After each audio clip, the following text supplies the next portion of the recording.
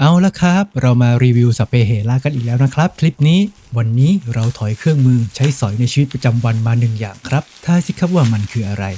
ถามไปอย่างนั้นล่ะครับจริงๆแล้วก็คงเห็นในทัมเนลกันหมดแล้วนะครับนั่นก็คือ power bank ขนาด 10,000 มิลลิแอมป์แบบที่มี MagSafe Charger ยี่ห้อ Blue Box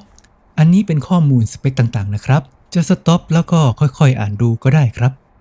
ดูกล่องกันแล้วก็จะประมาณนี้แหละครับเลิกดูกล่องแล้วมาดูของข้างในกันเถอะ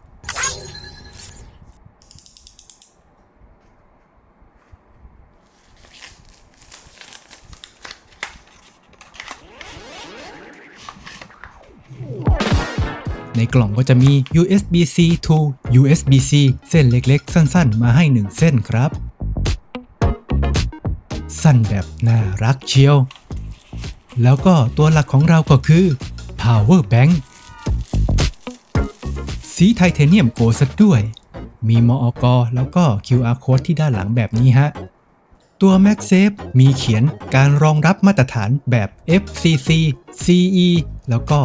RoHS มันก็คือมาตรฐานสิ่งแวดล้อมติดมาด้วย แล้วก็มี USB Input Output ในตัวเดียวกันส่งกำลังไฟ Max ที่20 วัตต์ครับกดปุ่มเปิดไฟก็จะมีไฟติดเช็คแบตเตอรี่ได้ด้วย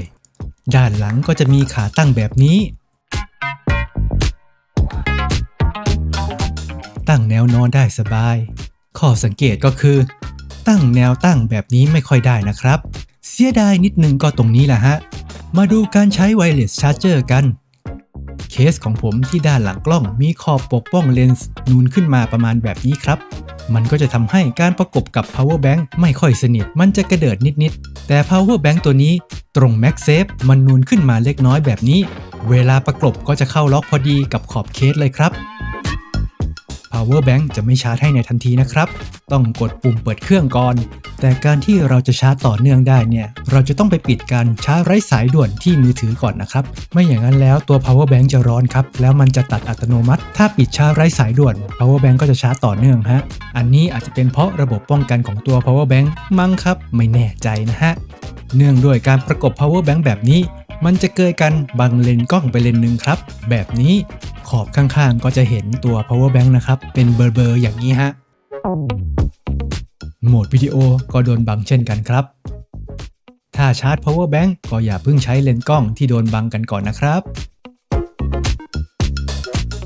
รีวิวบ้านๆก็ประมาณนี้ครับสำหรับ power bank ยี่ห้อ Blue Box ใช้ไปใช้มาก็ใช้งานได้โอเคเลยนะครับไว้เท่านี้ก็แล้วกันครับขอบคุณครับกด Subscribe ให้ด้วย